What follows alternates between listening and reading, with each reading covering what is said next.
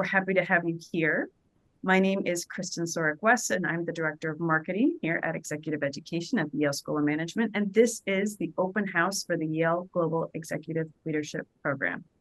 Over here, we do call it YGELP for short. So you'll hear us refer to the program going forward as YGELP, just to make things a little bit easier.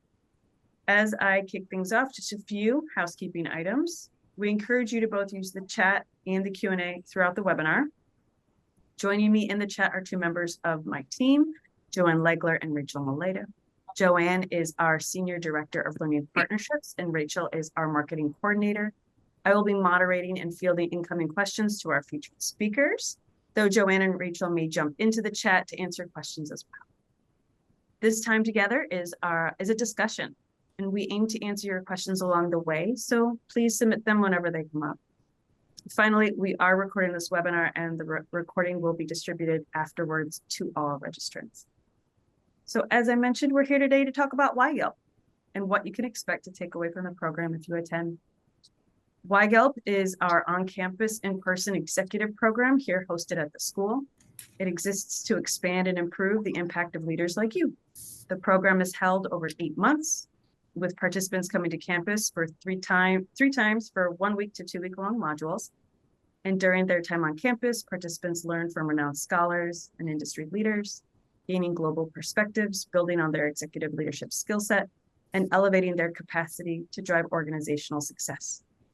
Between modules, participants reconnect in monthly virtual meetings to catch up and continue the discussions started in the classroom. Our application to join next year's cohort is open. Our priority deadline is this upcoming Friday, the 26th, but we'll honor any applications that come in through the next week, given the date of this webinar. The priority deadline means that a final decision, you'll receive word sooner rather than later, and no later than early December. And the application is officially closed on February 13th in 2026. So as you can see, we have 4 fantastic past participants on the call with us today. We have Sam Cargill, Melissa Satius, Steph Weigel, and Jim Wilkinson, and more on them in just a little bit. First, I'm going to introduce our faculty director and our moderator of this conversation today, Professor Jeff Sonnenfeld. He is the Senior Associate Dean for Leadership Studies and Lester Crown Professor in the Practice of Management. Professor Sonnenfeld's related research has been published in 100 scholarly articles, which appeared in the leading academic journals in management, such as Administrative Sciences Quarterly, the Academic Management Journal, the Academic Management Review, and more. He is the founder and president of the Chief Executive Leadership Institute, a nonprofit educational and research institute focused on CEO leadership and corporate governance. Professor Sonnenfeld's work is regularly cited by general media and such outlets as Businessweek, Forbes, The Wall Street Journal, The New York Times, Newsweek, Time, The Economist, The Financial Times, The Washington Post, CBS, MSNBC, CNN, Fox, and others. Sonnenfeld was recognized by Poets and Quants magazine as the 2022 Professor of the Year in recognition of his high-profile efforts to catalyze the historic exits from Russia of over 1,000 global businesses after the invasion of Ukraine. He was also named Worth Magazine's Worthy 100 Leaders, which honors influential leaders across society. Welcome, Professor Sonnenfeld. Welcome, all of you, our past panelists, our past participants. Oh, thank you. Thank you so much. We are just thrilled to have this superstar panel, but of course to have all of our guests who have parachuted in from your busy workdays to see what this is all about and consider this deadline that Kristen just told you about coming up. This is a program that is the ideal executive program from the way I've thought about this space for about a half century. I'd been up at the evil Harvard Business School working behind enemy lines for about 18 years. And the dream program always there was to create something like this, but we didn't have it there. And it took a little while to get it going down here at Yale. But these kinds of very senior executive programs go back to the Second World War. They were literally called the retread program for returning military brass coming into civilian life after World War II. And University of Pittsburgh was the first one. Harvard was the second. Then Stanford, Columbia, MIT came along, but these were very long programs, 16, 18 weeks long that eventually collapsed down to 13 and then down to a fair bit less than that.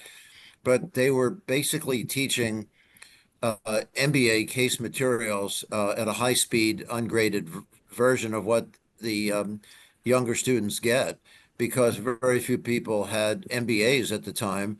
And the language of management wasn't in executive programs. It wasn't in company programs. It wasn't available in a lot of publications. Of course, there's no online learning or anything then. So it was fresh, but it was very basic. The materials changed a lot, but so has the pace of business life.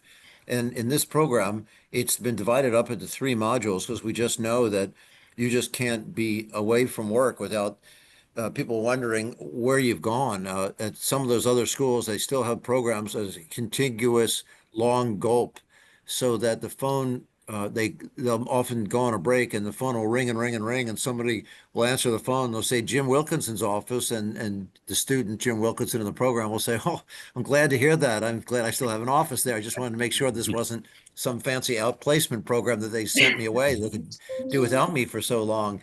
And that's what's changed. And these programs, it used to be that at the end of these long, 16-week programs, in a March issue of the Wall Street Journal in a Who's News column, people were all getting a C-suite promotion at that time. That just isn't the way those programs are working anymore. This program is a very senior program, and you'll see with the kind of guests we have, the superstars we have today as on our panel, and why they came into this program. And if it measured up what they were looking for, we haven't scripted them in any way. They can challenge each other, challenge us, or really just talk about how the program's challenged and enhanced their lives and their careers for a major milestone in their educational life, but just also the life stages of their careers. And I'll tell you a little bit about the background of each. Jim Wilkinson serves as executive chairman of Trail Runner International. Prior to founding Trail Runner, he was senior vice president, head of international corporate affairs for Alibaba, the world's largest online mobile marketplace. And I think, Jim, I first gotten to know you there with some exciting opportunities with Jack Ma and others. At Alibaba, Jim played a key role in the company's historic IPO in 2014 and designed and led Alibaba's international communication strategy and built the company's international communications and government relations teams. Before Alibaba, Jim served as EVP for communications for PepsiCo. Maybe I met you back then, Jim, I think, but I know that we spent time on the IPO launch for Alibaba. But PepsiCo, of course, the great global food and beverage leader with Frito-Lay and Pepsi-Cola. Jim joined that from Brunswick Group, where one of the leaders in the world of communications and public relations.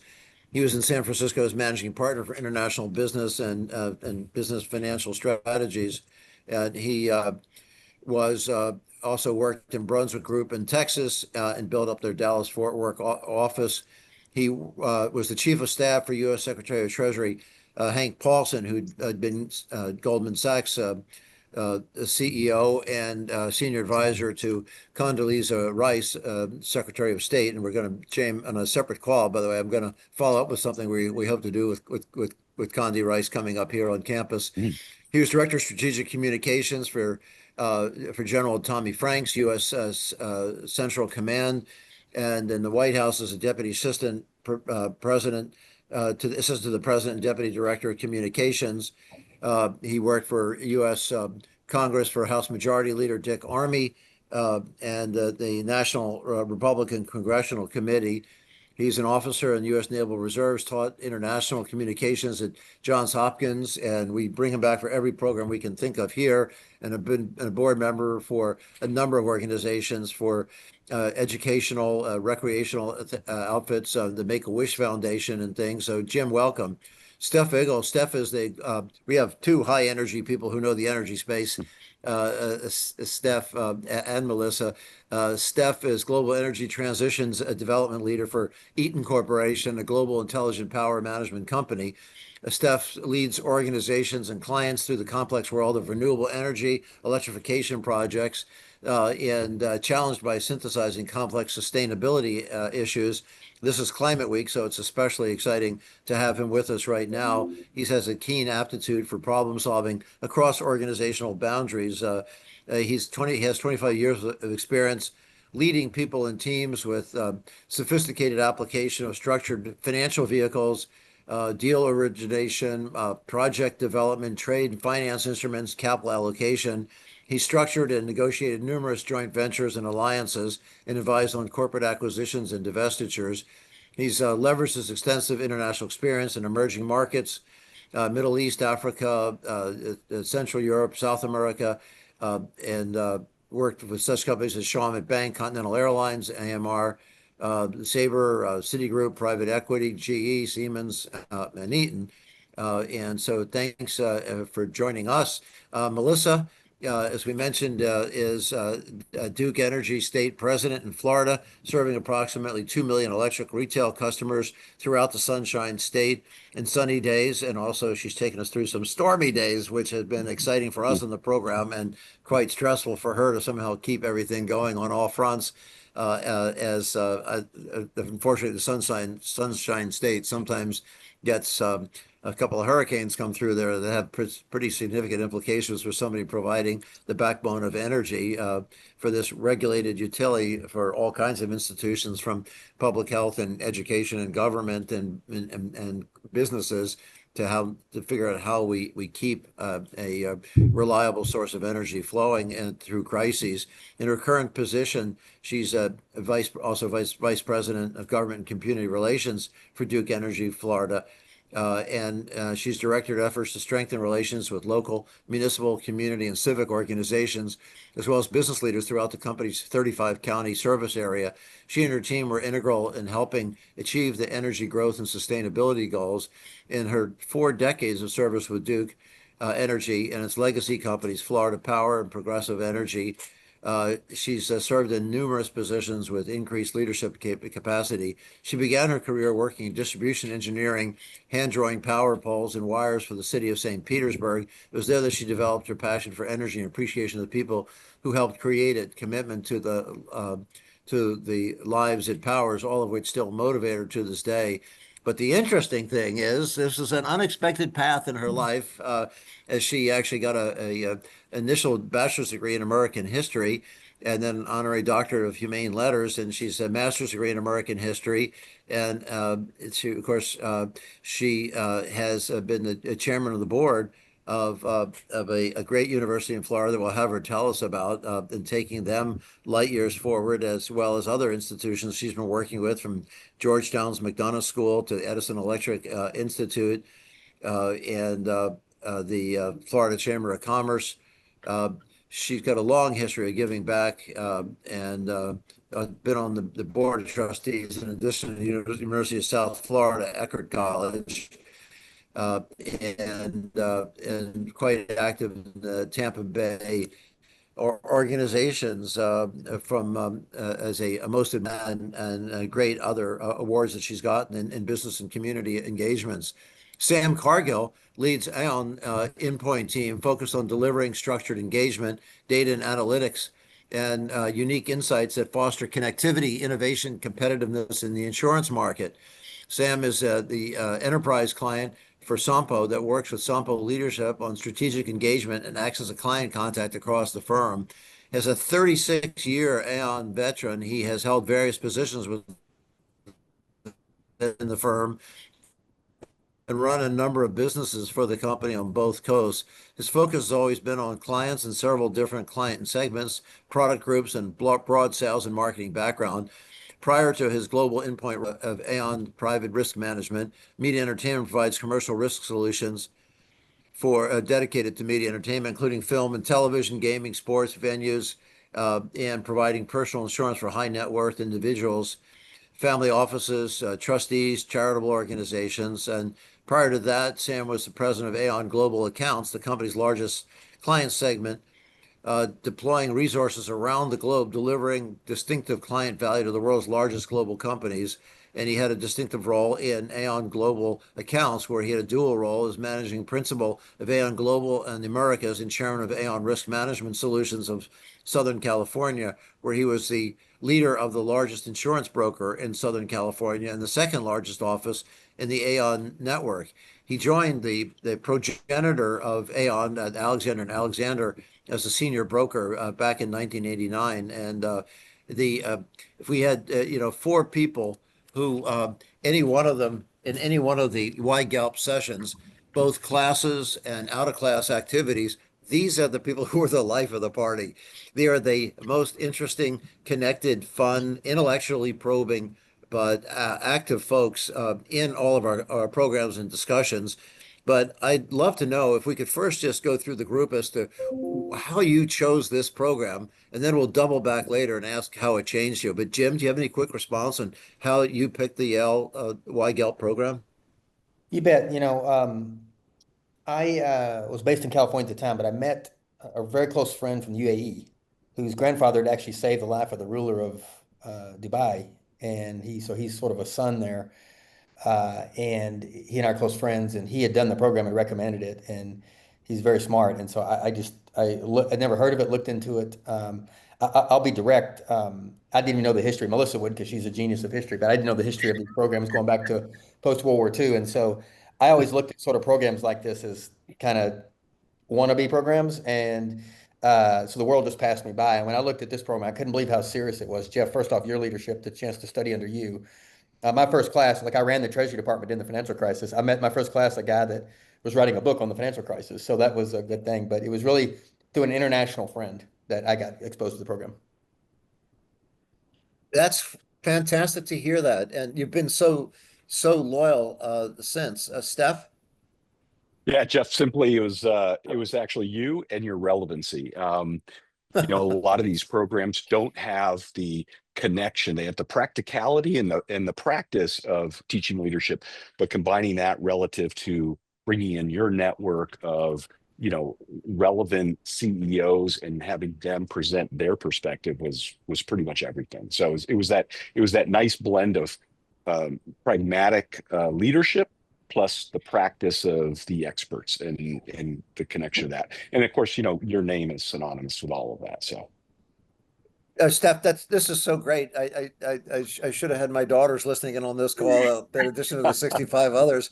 I wish we were taping it. I have to say that Jim and Steph, I don't want the other two superstars to feel they have to follow with throwing all these bouquets of praise on me. Yeah, But I will say they do convey the bias that we have in this program, and that is we don't have faculty, not just me, but all the colleagues we're lucky to have in this program is that a lot of the learning is coming from the classmates. As you can see, who we have on this call is they're truly representative. They're four outliers in that there's nobody more charming on the planet and brilliant than these four. But the program themselves, everybody in the program is just great, and the faculty struggle to be as great as our students are. But the faculty don't face a blackboard putting algorithms up there all the time. They understand that we have grown-ups who the reason that we have executive programs in business schools is to connect to a world of practice, that half the time of an MD's training is in clinical training in the hospital. Similarly with the law schools, it's very clinically focused on how things function in court, or so it should be in divinity schools. And too many times business schools, we're teaching the way we taught undergraduates, and people sitting in rows and columns, and faculty putting algorithms on a board or lecturing at you, and that isn't the way we approach it. So I'm glad that the two of you just feature that. So thanks so much. But let's continue, if you would, just around the horn.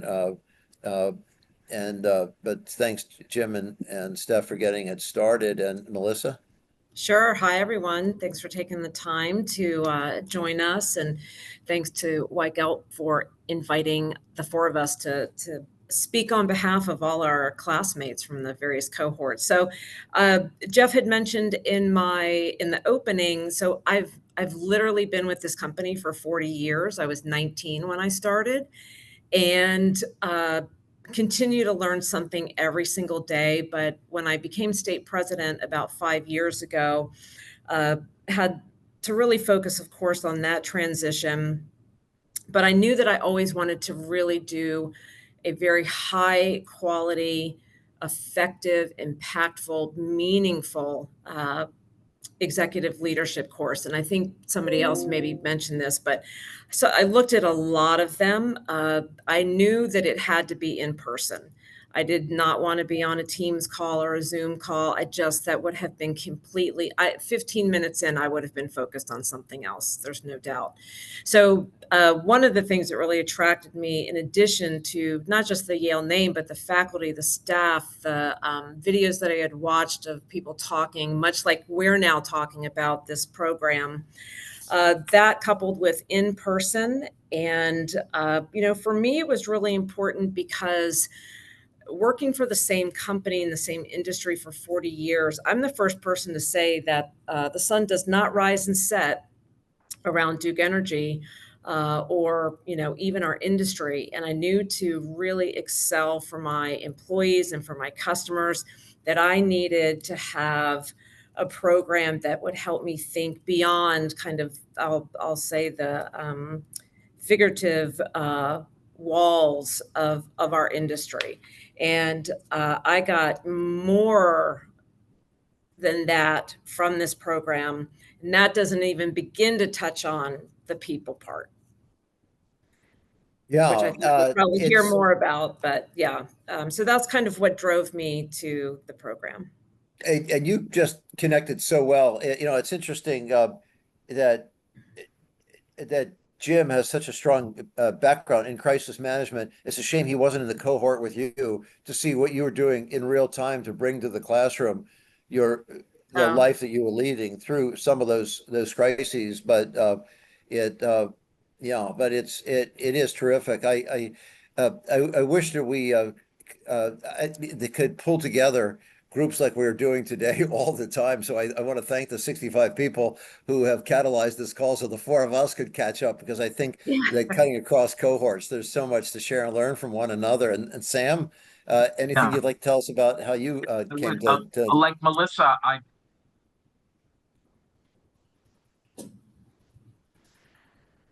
So that's why I'm so youthful. But listen, I could have gone to a number of different programs, and there's that community college in Cambridge that had a pretty interesting program. But I chose YGELP because I think that YGELP has the whole diversity of thought. And I think somebody brought that up. As a CEO, I love to be in a room where everybody has genius, and in particular genius.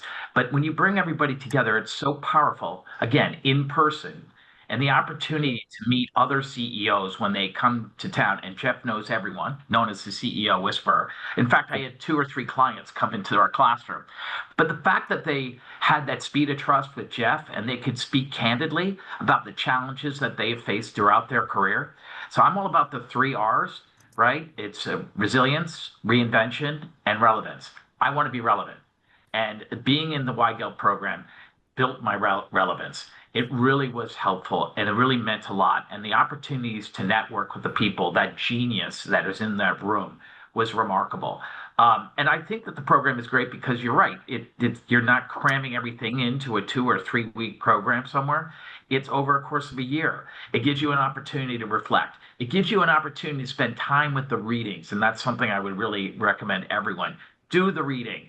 Really get into this program. And there are 4 trends, mega trends that you're dealing with, and this will touch is trade, technology with AI, weather, and workforce. These are the challenges we face every day as a CEO and what we need to do. And I'll tell you, we touched all of that when we were at the YGELP program. And there's a comfort, too. It's a safe place. It's really wonderful to share ideas and to be able to then not be criticized for it. It really is a wonderful program. So, Sam, I just love the fact you touched on as a guy who's expert in risk management, you talked about the low risk learning environment we create, and you have such authority to do that. But I also love how you developed what I said too quickly in my hasty overview, which is by breaking it up into these 3 modules, is that in between sessions, where of course, we stay in touch with monthly updates and touch base on people's family lives, their careers, issues that are happening in terms of society, but also a chance to try on what you've learned for size to see, did what we do in class really make sense? or does it not fit so well? Do you want to try it? Do we change the subject matter, that people come up with suggestions for the next module, what we should build into it and things? That's just been so valuable.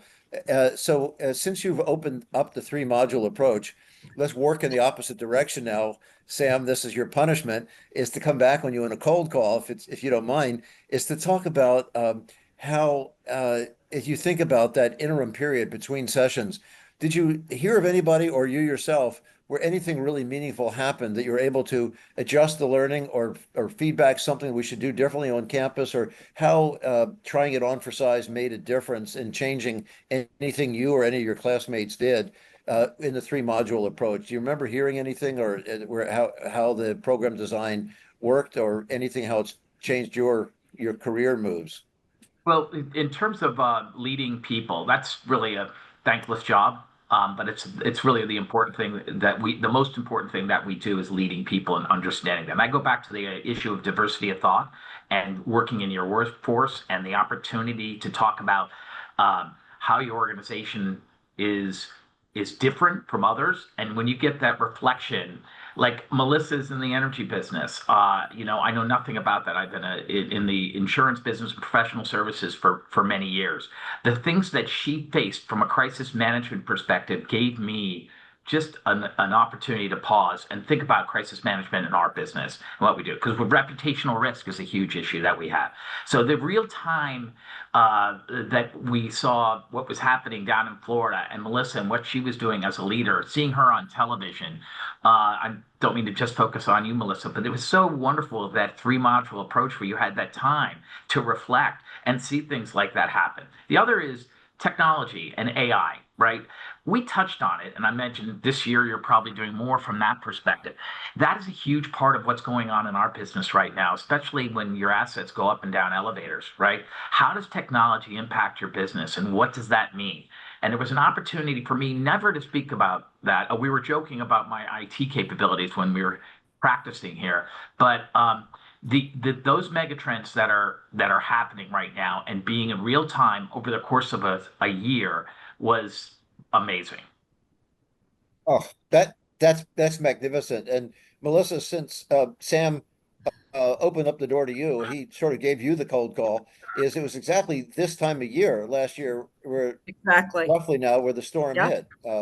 And I don't understand, candidly, how you kept up with everything from family, friends, community commitments, the job commitments, but then the crisis itself, and to keep up with this program through it all. Was it a distraction, or was it actually helpful? No, very helpful. Even from the practical application of what I've learned to just reinforcements of, I can remember FaceTiming the team. Of course, they were in the bar at the hotel, and from our storm center, just to say hi and to hear everybody. But no, everything. And listen, Jim can talk about this. In fact, I think Jim and I are going to become good friends, because I think there's a lot in common here. In a crisis like that, everybody has a role, and it is not just the leader or set of leaders. And so that is what makes the difference, that and preparation. And those were things that I was able to share in the classroom with my colleagues in the cohort. But the feedback that I was able to get, or the conversations we have, only helped to kind of reinforce that the nuances that I could adjust or tweak, how that would make us here in Florida even better responders to crisis, such as back-to-back hurricanes. And so, it was not a burden at all to keep pace with the class. I remember, Jeff, when I had to tell you that I was leaving, and in fact, today's the 1-year anniversary of Helene, and of course, then Milton was right on the heels. And Do I get extra credit for remembering it was exactly at this point last year? Yeah. it is this. Yeah. Well, we have an event late in a few hours with Good for you. several leaders. Yeah. So there's so many things applicable. And the one thing I would also mention is that even from the first cohort and the second part, and then into the third, the focus on wellness in the program, I think, was a really unique characteristic.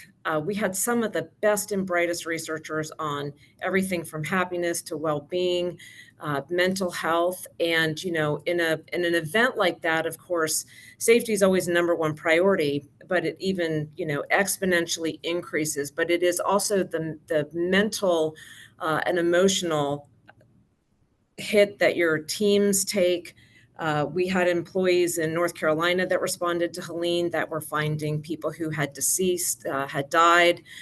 So keeping all of that in focus, I kept going back to just the focus in YGELP on wellness, and how that applies probably in a way that most of us as leaders really put probably deeper down in our priority list, right? It's like go, go, go. We all move at about Mach 7 every single day. But we've got to kind of lead by example. So I hope that helps. Oh yeah, very much so. And that is just how you're juggling, keeping so many things going at once. But there was a convergence between all those demands that somehow it gave valuable perspective. And Steph, I just wonder about perspective in your background as I jumped quickly past your own credentials. You have such a strong background in math and economics and finance, but finance not just in the textbook, finance in practice with all the different kinds of financial vehicles and sustainability and just so many different fields that and some of the strategic avenues that people could be intimidated, thinking, what in the world are we going to teach somebody who knows so much about these core disciplines? But in fact, we didn't dumb down that knowledge you had, right? And if you could comment a little bit on how, despite that extraordinary technical, disciplinary background you had and the experience that you had, that breaking these modules up made a difference in terms of how you were applying any of the knowledge yourself, because you'd applied so much of this Yeah. knowledge before. Yeah, just simply to sort of build on some of the themes that Sam and Melissa were talking about. The great part about the modularity aspect of things was it gave you time to pull back and reflect. So yeah, do I have the educational background and structured finance and all that stuff? Sure, but that's not what the focus of the program. The program is about how do you take that leadership? How do you then inspire others to then carry forward? And so sometimes when we become executives, we don't have that time to pull back and reflect on how do we do this? How do we do this better? And so what I really learned was that this program sort of gave me that opportunity in a safe space to pull back, work with the diversity of all the participants. But then more importantly, even between the programs, even between these sessions, I made more time for myself to A, do the readings, B, to think about things a little bit differently. We had check-in calls on a couple of times in between. And then you were looking forward to getting back on campus with your participants in the cohort. And I can't stress that enough. That was the strength of the program. It was pull back, reflect, and then push forward in learning about new leadership techniques, not the details, but how do you inspire others to move forward? And that's really where I pulled from the program in between the sessions, as well as then the capstone at the end. Oh, fantastic. That's yeah, and I think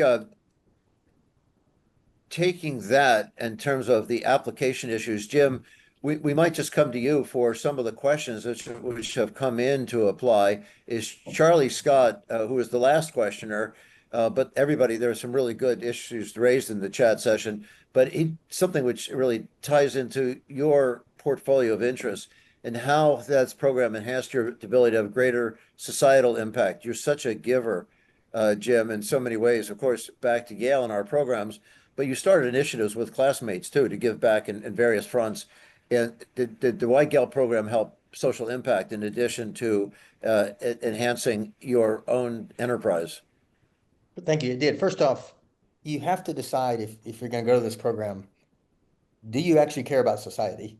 Because that's actually a great debate today.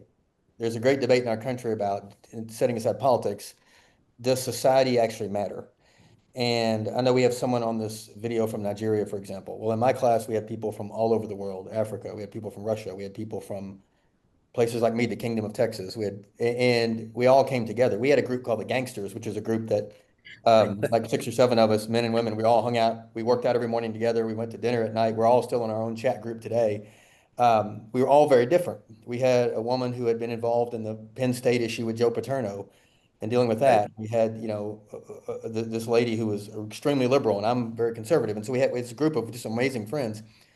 But we all kind of thought, do I actually care about society? If you're Melissa here, she's got to go rebuild society. It's not like a nice to have if something happens. You actually have to do it. And so if you actually care about others that look and talk different, maybe have a different color skin and a different accent, and maybe speak a different language, and maybe love or think differently, this program is for you because it shows you that you can't do anything in this world. As Sam and Steph and Melissa will tell you, there's an old saying in Texas by that great religious theologian, Willie Nelson, when he said, everybody wants to go to heaven, nobody wants to die. You actually can't do anything to help anyone unless you come together with people that are different than you to solve strategic problems. And that's the thing, Jeff, I took away from the class. None of us on this video who are watching, you're all very experienced. Charlie already actually linked in me, who asked the question. You actually can't do anything unless you work with others. You can sit alone in your room and be right, or you can actually learn how to help others. And the truth is, institutions, Jeff, you're a student of institutions. Institutions matter. Regardless of where you sit on any spectrum, they actually matter. And only through institutions and individuals can we come together to actually help people on the front lines. You've started a number of initiatives with classmates and on the outside to address issues in society, which has really been speaks to your generosity. Yeah, I think everybody on this call wouldn't be here, Jeff. First off, Jeff, you set the standard for leadership. You actually read books without pictures and love others. That's important. It's a good thing. But it's me and Melissa going and doing something, or me and Steph doing something, me and Sam doing something, me and Charlie doing something. I have friends all over the world now because of the program. You have to ask, like, what am I getting out of this program? Okay. If you want to be with people that actually care about others, this is the program for you. If you want to be with professors that actually care about society and don't care what political party you're in, this is the place for you. All right. And that's going to be solved by Sam and Steph and Melissa and in businesses. I don't know what Duke Energy does all day, but right now somewhere somebody's volunteering and helping somebody. Okay. And that's where it actually gets solved on the front lines, not wailing about it or screaming about it, but actually doing it. And I was just in awe of my classmates. Yeah, and there's nothing that was undiscussable in this program.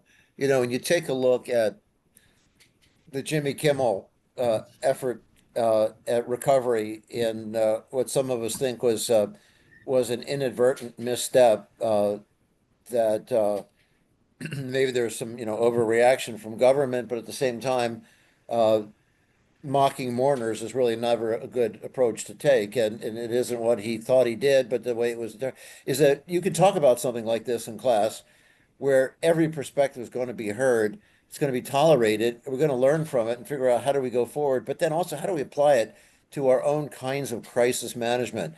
That if any one of us was Bob Iger, how would we have prevented getting into it? And if there's nothing you can do, because we would have him beam into class, just as an example, something, in the headlines. I've been talking with him every day directly myself since Wednesday, at least twice a day, including twice already this morning. And he thought that they had done something to prevent what unfolded. Frankly, they thought they had talked to Kimmel to not discuss murder other than grief, that there's no mirth in murder, and funerals really aren't fun and stuff. But Kimmel didn't mean to make it political, and in fact, some people beat him to the punch on the other side of the aisle, and that's what he intended to address, but it didn't work out that way. Is that how do you unravel this kind of thing and take it into your own lives? And that's what's Yeah, so exciting is learning from other people's great moves and missteps. I, when we talk about how faculty brings some value added, and we like to think we do. We've spent years and decades studying things. But, for us, we put our feet up on the desk and think big thoughts as the sun goes up and goes down. You people are out there in a world of action making a difference. And it's so valuable hearing from one another. that is so much of the learning. And on something like the Kimmel situation, we just had the 4 people on this call.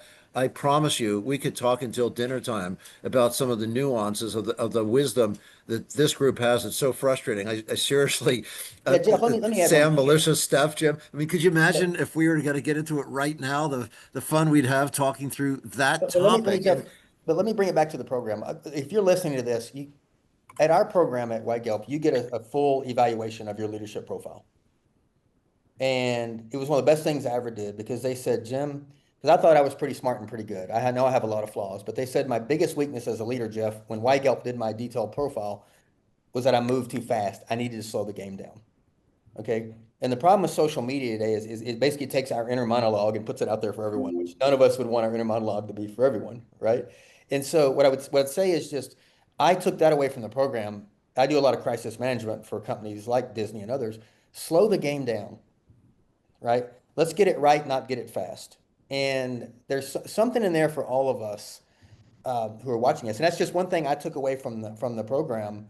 Um, Again, you can scream or you can actually get something done. And those are two very different constructs. And there's always going to be a percentage of America that thinks the moon landing was filmed in Nevada. That's going to happen. They're going to scream and do crazy things. Okay. But the rest of us on this video, like Charlie and our friend in Nigeria and Melissa, Steph, and Sam, we have to go run companies and run things and actually help hire people and bring people together. Right. And so that requires, Jeff, looking at things like the Kimmel situation. My firm, I'm a very conservative person. I'm politically homeless. No one wants me. Okay. I have no party, but what I'd say is my firm, I've got people in my UAE office who, one of them had 12 family members killed in Gaza. Okay. Another had 6 family members killed in Syria. And then I've got Jewish people in my firm. So my point is, all those issues in the real world that Melissa, Steph, Sam and I live in, that's got to be a dialogue with your team. And so you've got to have a place like Yale where you can learn how to do that. And really practical examples in the program. So I don't know, Melissa, if you agree, Steph, Sam, but. Yeah, I mean, the response to I that, think you nailed it. I think you nailed it, Jim. Everyone has. And, for those who are on the call, you've heard words like, safe place, and the responsibility that you have coming into it. I think, as Jim characterized it, you really have to be honest with yourself and kind of self-critical. Are you looking to really have a learning experience? Or are you looking to add Yale to your resume? If that's your driver, it's really a disservice to yourself, and it's a disservice to your classmates. Your classmates are going to move forward, kind of with you or without you. They will attempt to bring you with them, but especially if there is a genuine, regardless, again, as Jim said, whatever categories you fall in, regardless of that, everyone will ensure that they are trying to give a space where maybe people in the class who that English isn't their first language, that you'll have others in the class who will go out of their way to make sure that you feel comfortable, right, in voicing your thoughts, your opinions, that kind of thing. And so if you plan to, apply and you're accepted into the program, know that it does come with a set of responsibilities that you'll have and commitments to people you don't even know yet. But when you leave the class, when you finish the program, I guarantee you are going to have new people, new friends in your life for the entirety of your life. There is no doubt in my mind whatsoever. I mean, we all get, Sam and Steph are all over the world all the time. It sounds like Jim is as well. And I will say, when the class ended, I was genuinely sad. Mhm. And I'm not like a hyper, overly emotional person, as I tell my team sometimes. Can't cry. It's like you can't cry in baseball. You can't cry in the energy business. But I genuinely missed it. That's why, I don't know, Kristen or Joanne could say, I mean, and Steph was there, others in the reunion last May. I mean, there were like 20 of us that came back. Yeah. It was like having the class again. And we had people that came from overseas to the reunion because I think we all genuinely missed the experience, each other, and just the opportunity to continue our learning from one another. I just, Well, that's just so great. You gonna say something? yeah, I was just going to say for those that are listening uh, to this discourse, this is what YGELP is all about. You know that all of us are passionate, all of us, and we believe in diversity of thought. We believe in having a civil forum where we can have these tough conversations. As Jim was saying, these are people from all over the world in this program. I've been on maybe in 12, 13 countries in the last 6 months. Um, and I've met with YGELP people in maybe four of them. And it's just last week with TK in the city of London. And it was terrific to catch up and hearing about his new responsibilities of running a large family office. And it was more than just getting together. We talked about what he was doing in his new role and how I could help him and how he could help me, of course. But I just, for those listening, this is what YGELP is all about. So I just want to say that, Jeff. No, that's so well said, Sam. And people all do keep up with each other, which is pretty remarkable. And Sam, in your case, you knew just about everybody's business and who their enterprises, who they worked with, who their customers were, and it was it's unnerving to some of them how well you really understood their respective businesses. And Steph, I can't think of a day, Steph, where sometimes as a professor, you kind of try to build a fire and you get some tinder and kindling and you wait before you put on that big heavy green log, but sometimes you throw it on too soon and you snuff out the whole fire you were building. I'd always look to my left-hand side, second seat down on the left front row, and there you were smiling, encouraging me to keep it going. Is that I never can think of a day where you weren't smiling. And again, somehow every time we thought things were going wrong in somebody's life or career, Melissa, you had another take on where it could go and how to take it out of a nosedive. And of course, Jim, you always had the bigger picture context there between sectors and how it all folded together. And it never felt like there was any redundancy in the classroom, anything extra. Everybody was bringing something so special, so valuable. There's a study done, unfortunately, by Stanford, a guy named Mark Granovetter, a very good sociologist who was a very early social network guy, who has the research is called The Strength of Weak Ties, but it's actually in programs like this that when you get into a crisis or you have major transitions in your life, that you turn to people that aren't just your family members and intimate friends that are there to give you emotional support, but don't quite understand the complexity of what you're wrestling with. And the people who do understand it, you're working with, you have a difficult set of conflicts with them. Some of them want your job, some of them, have other agendas, or you can't confide in them for different reasons.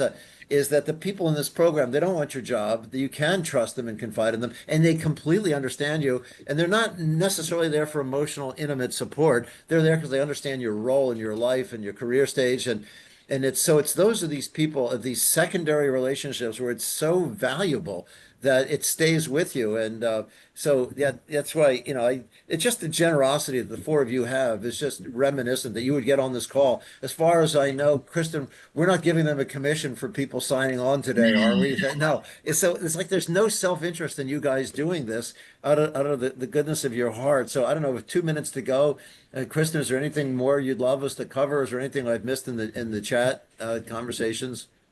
You all are remarkable in covering all of the questions in the chat, and then also just creating such a warm, rich, and thoughtful environment for our webinar attendees today.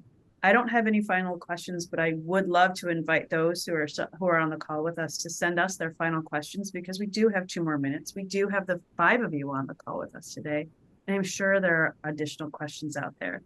And I will say that if any questions do come to mind after the call, we are all here to help answer those questions. So we are Yes. Yeah, right. Like, That's great. I'm glad Joanna's fielding all the questions about coaching because yes, that is a very important, valuable part of it all. We have some expert coaches that work with us through the program, and they actually sit in the classroom discussions above and beyond because they get so interested in you. We hope they liked what the faculty are doing, but they're really so interested in how the students are approaching the subject matter that they want to get to know you, and it isn't just isolated sessions. And the counseling, while they are brilliant PhD clinical psychologists and all, is they're not talking to you about childhood traumas with mom and dad or sibling issues. It's not psychoanalytic, even though they're trained in all that. Is to apply to a workplace setting. How do you wrestle with different types of communications issues, conflicts, career issues, reaching different constituencies? It's very workplace focused rather than taking you back in some Oedipal struggle or something. right. They're here not to help solve your problems, but they're here to help you learn more about you and guide you in the direction that you innately want to go. And we hear this time and time again, that the time with the coaches is incredibly valuable. I want to give the opportunity, Steph, Melissa, Sam, Jim, any final comments on coaching or on YGELP overall? I would just say, look, the opportunity is immense. If you have the opportunity that you can not only give into this program, but what you'll get out of the program is life-changing. So I would encourage everybody to at least give it a try and get the applications in early. It's very competitive. So it's small. It's not that large. So it's a challenge. So I would definitely say this is the opportunity of a lifetime. Well, great. Thanks so much. And that really does pull things, I think, to really, really nice closure. Although I have that feeling that Melissa referred to before, I'm really sad seeing you guys, your faces disappear right now. We can do this again. We'll put like Yes, let's do coffee it on our again. calendars. Thank you. Hey, Jeff, we'll be back on campus. Don't worry Yeah, about we're that. coming. Oh, I was thinking like 2 o'clock this afternoon, but okay, that's great. Thanks. Jeff, there's one honor we need to bestow upon you, though. Obviously, given the momentous news out of the UN yesterday, congratulations. You've been a lonely fighter in that fight for a long time. So that's must be gratifying to see that. Thanks. Thanks. What a time. Thank you so much, everybody. Never be good at a bad job. So see you. No, thanks. Take care, everybody. Cheers. Thanks. Bye-bye. So much. Bye. Thank you all.